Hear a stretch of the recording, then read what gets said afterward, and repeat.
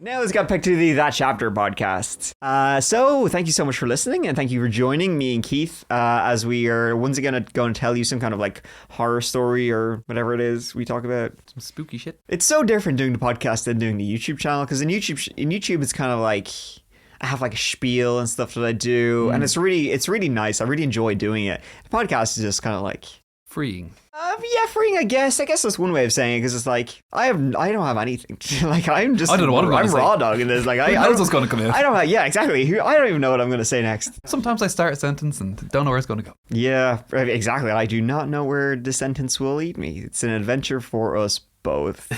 Like I have no notes of how to actually introduce a podcast. I'm just like, welcome back. Hope you're doing well wherever you are. Daytime, nighttime, sometime. Keith's here. Keith, talk. It's cold out today. It is. Really coming Ooh, in. Brr, you know what I mean?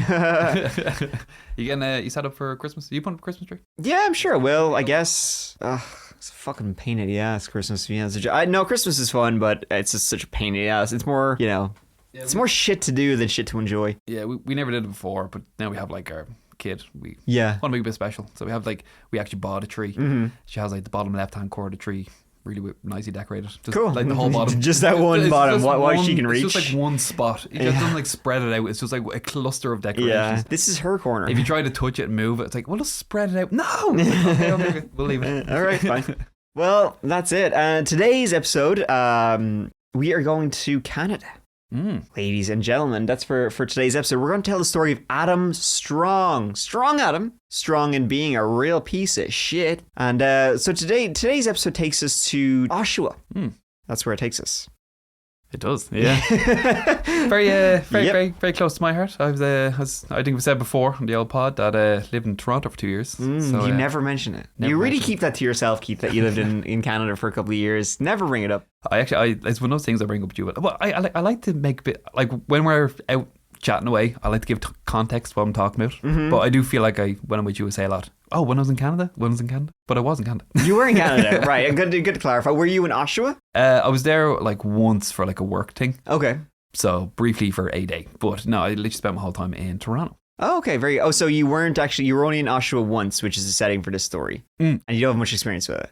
No. So your experience is pretty much irrelevant then to what we're talking about. Okay, you don't need to mention you were in Canada ever again. Yeah. Oshawa lies about 50 kilometers to the northeast of Toronto. By the way, you bring up lots of Canada stuff. I'm just joking around. Tell a story about the police.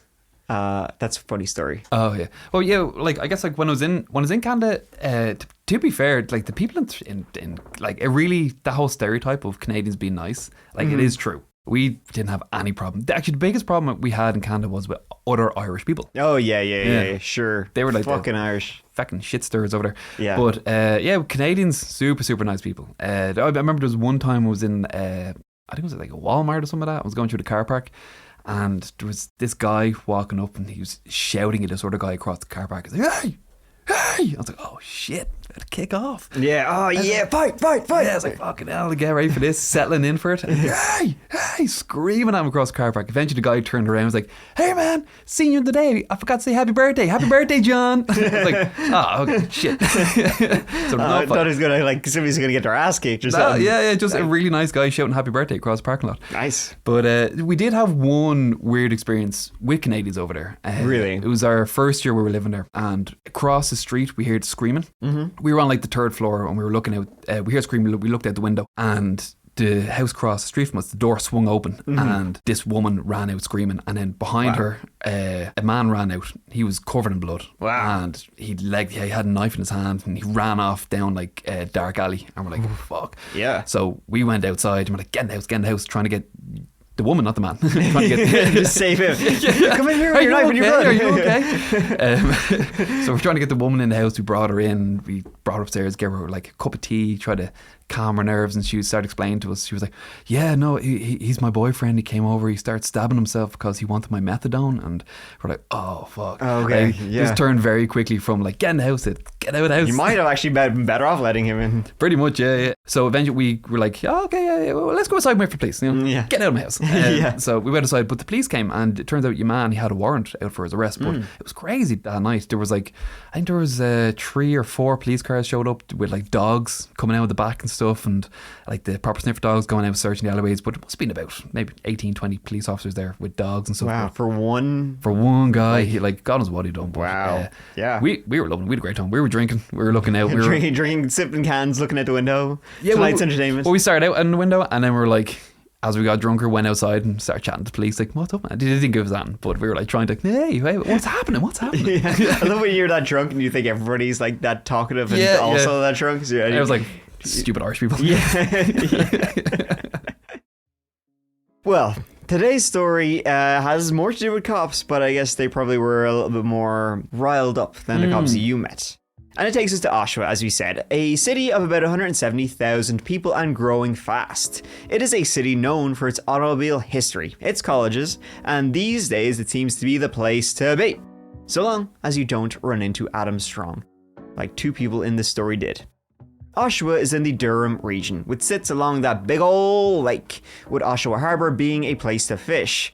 But on the 11th of September 2017, you would not want this to be your catch of the day. At around 11:30 p.m. that Monday, the 11th, an 11-year-old boy and his grandfather were fishing away along the pier having a grand old time. It was a busy time during the annual salmon run. As they were hooking for bass, salmon, and other fish, they spotted something bobbing in the water. And it was, well, it wasn't a fish. They called 911 after spotting a torso floating in the water. It's not exactly a sight you want to see. The torso was recovered, and it was a female's. A post-mortem was undertaken as they worked to identify the remains. They noted at the time the, quote, obvious signs of trauma, which is, well, it's a human torso with literally nothing else, so it's pretty obvious signs of trauma, and you're not off to a great start here. The autopsy was inconclusive. They couldn't say what killed this woman, whoever she was. It was ruled a homicide, though. Be quite an accident if it wasn't. It was eventually determined in November 2017 to be the body of Rory Hache. What a nice little core memory for that 11-year-old boy. Right, yeah, at the time they caught a torso in the lake. Fond memories with old Gramps, yeah. Yeah, as far as identifying who the remains belonged to, the coroners, they really, like I said, didn't have much to go on. And not only did they only have the torso, but none of the internal organs from Rory's torso and abdomen were recovered either. In the end, the police, they were only able to identify through DNA alone. And Rory, she was from Oshawa, and she'd been missing since the 29th of August 2017, which was 2 weeks before her torso was found floating in the lake. Rory was 18 years old and was pregnant at the time of her disappearance.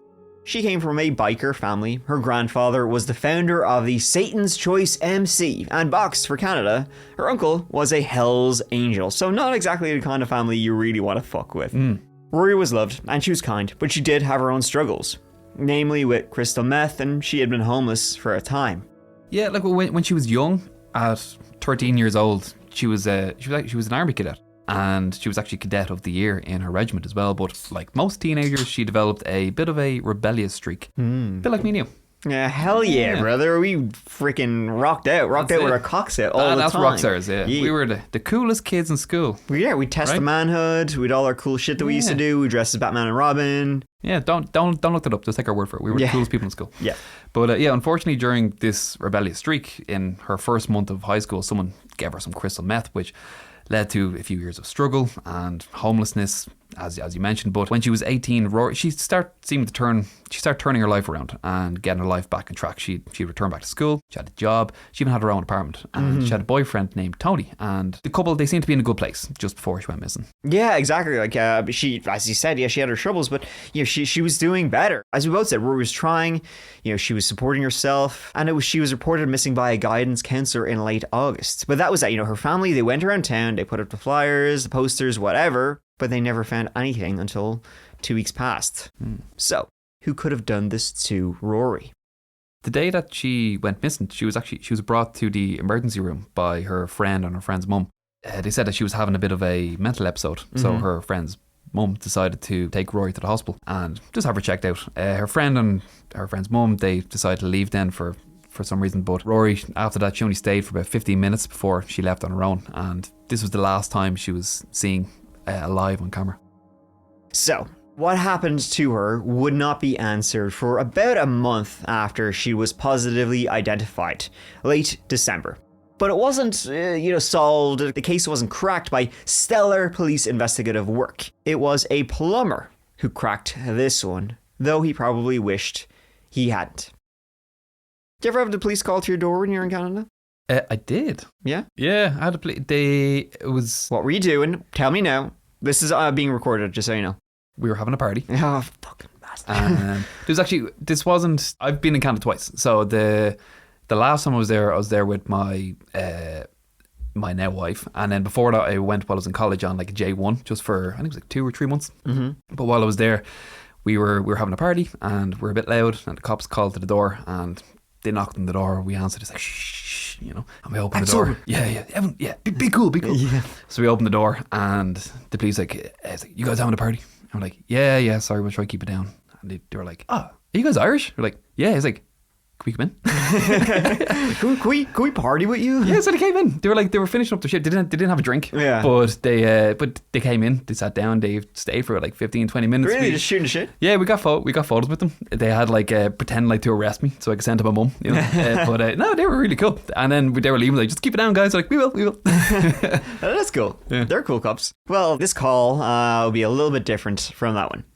So, on the 29th of December 2017, a plumber named Sean Farndon was called by the tenants on the main floor of 19 Macmillan Drive, Oshawa, which is an address pretty close to downtown. See, they'd called the plumber because the drains were backed up, and he was here to fix their pipes. Sean probably thought it was, hey, Christmas time, it's that week between Christmas and New Year's, slow down on the Guinness and the turkey sandwiches, that's how you get a mess like this. From experience, eh? Yeah, that's it. All that turned into something I don't think anyone should have heard of. So, right, the pipes were blocked, and he got down, he started poking, prodding, snaking the drains, some block down here. Then he realised he couldn't solve it from the main floor. He had to go down to the basement apartment as the problem was lower down. He's going to try it from that side. So he knocked on the door, an odd guy opened and let him in. In the basement apartment, the toilet had been removed, which was weird, and the smell was, not very good. So, with the toilet gone, Sean went into the kitchen as the occupant of the basement apartment paced back and forth. He was watching everything Sean was doing, like staring over his shoulder. Are you almost done? Are you almost done? You're almost done? And then Sean, still there, he pulled from the drains what looked to be this long, stringy, pinkish red material. It was described as a flesh-like substance. Only thing is it wasn't just flesh-like.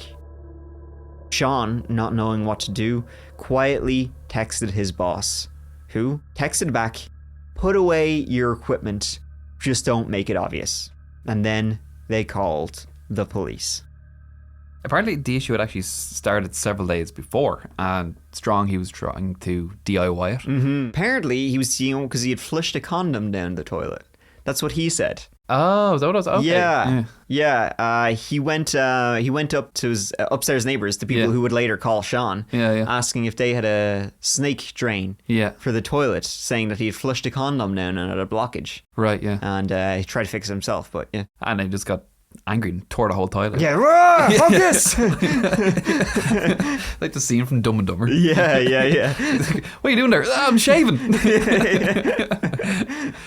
But yeah, he didn't want plumbers called, like, for obvious reasons, but yeah, that's why the toilet was gone. But by the 29th, it was so bad that the neighbours, they could smell it, and their bathtub started backing up, so the smell was just emanating throughout the whole house. And so that's when they called Sean.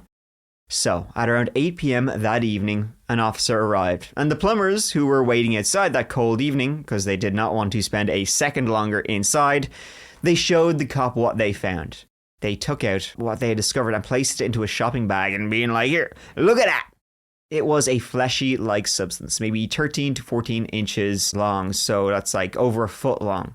So this officer, he called for backup. 4 more officers soon arrived, and they went down to the basement apartment. They knocked on the door. Hey, buddy, what exactly have you been flushing down other than the usual? The person who lived in that basement apartment said, quote, "Okay, you got me. The gig's up. It's a body. If you want to recover the rest of her, she's in my freezer. She's buried. Defleshed." That guy's name was Adam Jeffrey Strong. He just gave it up straight away. Yeah, he was like, all right, you got me. Inside Adam's apartment, which was, by the way, the definition of a shitbox. Shite everywhere, ashtrays overflowing, random electronics around the place, food, you name it. Like, it's a nightmare. And in there, they did find the rest of Rory's body inside garbage bags inside a large freezer he kept in his bedroom. I can only guess he didn't want to end up defrosting the wrong thing or in your bedroom. I mean, come on. Yikes. I've seen the photos of the freezer. Yeah. It's like literally straight out of a horror movie. It's, yeah, like stained yellow and all that. It's grim. Yeah, it's a nasty story. And not only that, Rory Hashay's blood, it was found on the bedroom walls, the ceiling, and his semen was found on her body. One of the detectives said that Rory had a distinct tattoo. She had the word alive on her neck, and in the freezer they found a human head with the very same tattoo on the neck, and that's when they knew that they'd found Rory. They also found Rory's running shoes in the plastic bag in the room, also covered with blood. Yeah, I don't think you can get any more gruesome than that, to be honest. So Adam, he was arrested. He was charged with indecent interference with a dead body, but up until that moment he had not been on the police radar at all. And it's so weird, his whole thing. So Rory disappeared in August. Her torso alone showed up in the lake 2 weeks after she disappeared. And then months later, the rest of her was still in his apartment, and he was trying to flush it down down the toilet, down pipes. Like, what was he doing with her body? I don't want to know. Yeah. I mean, how long was she alive after she disappeared? Right. I don't think we know. And then why he got rid of her torso but still kept on to her other organs for months. Yeah. Why didn't he just get rid of all of her into the lake? I know, right? It's such a disturbing. I think this is like one of those things where it's like you have all these questions about what he was doing, and it's like, yeah, you don't really want to know what the answer was, I think. So Adam Strong, in 2017, was 45 years old. And not really a huge bunch is known about him other than the fact that he studied the blade. There's some really nerdy ass pictures of him like with knives and shit on his Facebook profiles. He literally looks like, fedora wearing guy with the samurai sword. Just think of the biggest edgelord you can imagine in your head. Yeah, exactly. He's got this like kind of like longish, greasy, swept back hair. He's kind of overweight. And he worked at times as a security guard on movie sets. A lot of movies are made in Toronto, Keith. Well, because we always bring up that you live there, or should I say you always bring... No, I'm kidding. But did you ever see any movies when you were in Toronto? Any movies being made? It's a stand-in for New York, I believe, right? It is. We've seen a couple of spots. Like, yeah, I think it's cheaper to shoot in Toronto than it is New York for obvious reasons. But yeah, there'd be a couple of times where I'd be walking home and they have like what looks like the subway stations for New York. And they shot Suicide Squad there. The first one? While I was there, yeah. What a shit movie. Yeah, it wasn't great. No, it's a bad movie. Yeah, and it was Pixels as well. Okay. Yeah, so we've seen the bit. No, I haven't seen it either. But we've seen like I didn't see anyone famous. But I've seen like the whole production crew. Okay. Yeah, I'm sure it's kind of cool. Yeah, it was kind of cool. Yeah, like there was one. I remember there was one from Suicide Squad, and I was meeting my wife now after work, and there was all this rubble outside. Oh wow! And you were like, "Oh my god, it's movie rubble!" Well, I didn't realize it was like. I thought it was real. I just thought it was like construction site. Oh, okay. And then this guy came out and he just picked up this huge, massive concrete block and just like picked up and threw it onto the back of the truck. It's like, whoa! He's strong. It's obviously styrofoam, but I didn't realize there was a movie being shot at the time. Yeah. Oh, that's cool. So, as I said, he worked as a security guard on movie sets. He'd been fired, however, a couple of times. And currently he was working as a gas station attendant. But he loved to be out on the water on his boat scuba diving. Which, well, that would explain how a torso ended up in the lake. And he was mad into a bit of the BDSM. He was like all about it. He would post all the time on his Facebook and on these like BDSM websites about how he just loved it, mad about it. The B to the D to the S to the M, all the acronyms. And he was a fierce man for leaving reviews on porns. Who leaves a review on a porn? I know, right? This guy does. Like lighting 8 out of 10, directing 7 out of 10. However, he didn't seem to be terribly lucky with the ladies. See, his ex-girlfriend cheated on him, and afterwards she moved in with the new fella, and that's when those who knew Adam say he went off the rails. One other woman who had relations with Adam said he was controlling and abusive, often choking her out and forcing himself on her tiny frame. More women would say this about him, like he was into BDSM and not so much in a consensual way. They might not be into it, he didn't care. He had been in trouble with his landlord previously. She once did a walkthrough of her place and it was bad. You can find the video of her walkthrough. This was before he was arrested. It's online, it's on YouTube, and the video is kind of hard to describe because there's just so much shite. A hoarder's hovel. When I covered this on my YouTube channel, I included the video. But during the video, the landlord actually cries her property is in such a state. It's kind of, I wonder why he wasn't kicked out. Right? Yeah. Off the place. It was in such a shit pile. Yeah. It really is kind of hard to find out too much about. Adam, authorities never released much, and it seems like he was kind of under the radar for a lot of his life. Not a lot of people really knew him, so not a lot of people would come forward to kind of speak about him. Now, the search of Adam's home was actually delayed, as when they went in, they discovered a suspicious, potentially explosive package. Neighbors were asked to leave, and a robot went in and dealt with it safely. It turned out to be a pipe bomb, and so after that was disarmed, they entered this house of horrors. Adam had actually been living there for 14 years, and it certainly looked like there was 14 years of shite in that basement apartment. And that was when the police announced that the victim in the house was Rory Hache. The searches went on for a number of months. That's how long it took to go through all the shit that was there, with Adam being charged and not a whole lot being released. He made the odd court appearance, laughing his head off, but that was until July 2018, 7 months after he was initially arrested. The DNA of a second woman was found in Adam's basement. So the DNA that they found was on a specialty knife used for hunting, and it's only used for one thing by hunters, and that's cutting and skinning animals. The DNA match of the second person wasn't through blood either, but it was from tissue material. Wow, so literally her flesh was still on the knife when the police found it. That's yeah. And that tissue would determine to be that of Candace Fitzpatrick, who was last seen during the summer of 2008, 10 years before Adam Strong was arrested, which is a long time, and her flesh was still on the knife 10 years later. That's freaking... Candace was 19 years old when she disappeared. However, she wasn't reported missing until 2010, 2 years after she was last seen. See, Candace struggled, like Rory struggled, and she was homeless for a time. She dealt with drugs and, well, once again, Adam preyed on the vulnerable people of Oshawa. She was last seen leaving her home, going to a mall, and then never seen again. In the interrogations that they had, so in the first interrogation they had with Adam, right after the discovery of Rory's remains in his freezer, they didn't learn much from him other than how much of a prick he was. Yeah. He kind of just sat there asking, how much longer is it going to take? And refusing to answer any of the questions. However, now, 11 months after his initial arrest, armed with all the evidence they collected from Adam's apartment, including the DNA from the second victim, Strong, he was now once again brought in for a second round of questioning. Right. However, this time he was facing 2 first-degree murder charges. He was a complete man-child piece of shit, and investigators knew that they needed the interrogation to be admissible in court for the prosecution. So they started off the interview asking if he'd been treated okay in prison and if he had any needs. Yeah, hey, we're just buddies, you know. We're friends we're here. Friends. You can talk to me. Yeah. We're cool. So Strong said that he hadn't eaten yet. So they got him some food, to which Strong took full advantage of. This is his order. Wendy's triple, no pickles. Iced tea, no ice. 2 of their value spicy chicken wraps and a grilled chicken Caesar salad. And he ate the fucking lot. That's a lot of food. That's a lot of... He's one fat fucker. Yep. And his only complaint was that he didn't get any fries. And when the detective said, you didn't order any fries, he was like, no, I ordered a combo. So yeah. A man with job. my fries.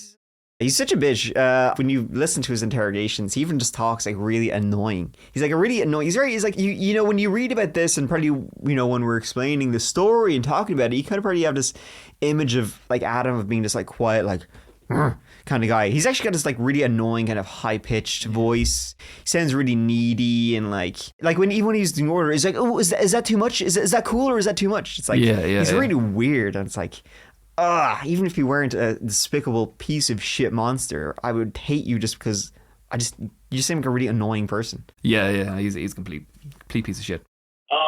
Wendy's triple. Yeah, that's doable. No pickles. Iced tea, no ice. 2, their value, spicy chicken wraps, and a grilled chicken Caesar salad. Okay. Is that outrageous? No, that's doable. Is there any way I can get a cigarette? Anyway, What smoke is this? Oh, and a ranch and a Caesar? Oh my God. But even with the fries fiasco, Strong, he now seemed happy to talk, and boy did he talk. Strong, he was strangely calm throughout the whole interrogation, and his demeanor when talking about his victim was chilling. He talked about them as if they were just objects and showed absolutely zero emotion or remorse. Mm-hmm. So, for example, Strong asked questions like, how much of her body did you guys get back? Obviously, the entire skeletal structure, right? Another question he asked was, how much of it were you able to pull out of the pipes? So he was genuinely asking questions. He was like interested. He knew he did. He wasn't saying he didn't do it. He just wanted to know. He was curious. He also bragged about it. And when talking about dismembering the body, he said, I don't remember. It wasn't important to me, man. Jesus. He's such a shit. Yeah. There's no way of getting around that I chopped her up. There's no way. Okay. And I understand that. We weren't wondering if you chopped her up. It's obvious that I did, yeah. And it was all done in one evening. Oh, really? Oh, yeah. Like this was all one piece, and then this was all one piece. I couldn't. Yeah. Really? Sorry, man. I don't remember. Really? Yeah. It wasn't important to me, man. But I think he was so calm because he thought that they were only talking about the dismemberment and disposal, which is why he was charged for the first time. Yeah. Which, he knew they hadn't dead to rights on. However, I think he still believed that he could get away with the actual murder of Rory and Candace. Yeah, exactly. Because as far as he was like, okay, you got me. I chopped up their bodies and I got rid of their bodies. But you have no proof I actually killed them. Exactly, yeah. That's what he was thinking. Yeah. And throughout his various court appearances, pre-trial and all that, he showed no emotion, apart from the first one where he was having a great time laughing his head off. Other times, however, he would refuse to leave his cell for a hearing. Now, the trial began proper in September 2020. He had pled not guilty, even though he admitted to doing it when the police originally rocked up. And in interviews, he said he was like, yep, I did it, what, you got me, what can I say? But the defense tried to rule them as inadmissible. I suppose you gotta try.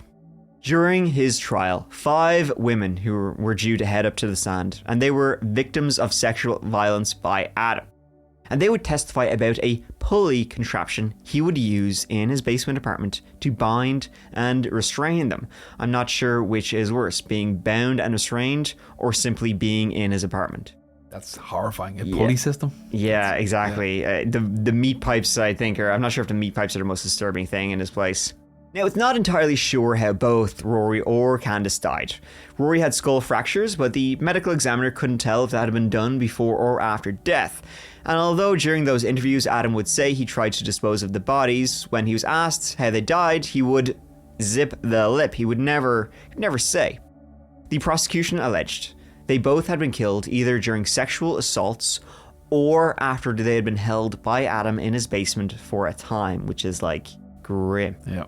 He then chopped them both up, buried Candace somewhere at the time, and dumped Rory's torso in the lake, and then tried to flush the rest of her down the toilet, months after he disposed of her torso. Both were vulnerable young women, essentially homeless, had no fixed address. Both were drug users and worked at times in the sex trade. Both frequented downtown Oshawa, and neither had a personal connection to Adam. Those, similarities between the two victims will raise a question we will raise later on, but if it happened to those two, how many more did it happen to? Rory went missing on the 29th of August. Adam's cell phone data location pointed him at being in the Oshawa Harbour on the 4th of September, so about a week before Rory's torso was found. So therefore she was in the water for about 7 days. Between when she was missing and when she was dumped, God only knows what happened. The defense tried to say that Rory likely died of an overdose. She was a drug user, and Adam stumbled across her, and well, he simply just chopped her up. And Candace, we don't even know what happened to Candace. She could have had a nosebleed in his apartment. That's why her tissue was found on a knife in his basement, but who really knows? The trial came to an end, and the verdicts were read out in March 2021. Adam Strong was found guilty of first-degree murder of Rory Hache. He was found not guilty of first-degree murder of Candace Fitzpatrick, but guilty of manslaughter. Fair play to the prosecution over the time, where they were able to get even the manslaughter with Candace without even having a body. But Strong, he was convicted in March of 2021 on first-degree murder in the death of Rory Hache. He was 18, and manslaughter in the death of Candace Fitzpatrick, 19. Strong, he remained quiet on the mystery of Candace's remains until July 2021, when he told prison authorities his secret. Police visited the Oshawa site with Strong on November 4th and uncovered human remains 4 days later. Recovery of the remains was completed on November 13th, and they were sent to the Centre for Forensic Sciences for DNA testing. Fitzpatrick's family and loved ones were informed of the development after the testing confirmed the remains to be hers. It was also confirmed that there was no financial compensation or added privileges for him while he was in custody. They said there was some negotiation on his part, but none of which was entertained by the police. I don't think that's a negotiation, and I think he was just asking for shit, and the police were like, no. Yeah. I think he tried. Like, he was only in prison for 4 to 5 months. When he tried to play his only card to negotiate, I guess, like comfort and privilege in prison. Trying to get a Wendy's with no pickles. That was it, and he didn't get it. And I couldn't be happier. Yeah, and I hope he rots.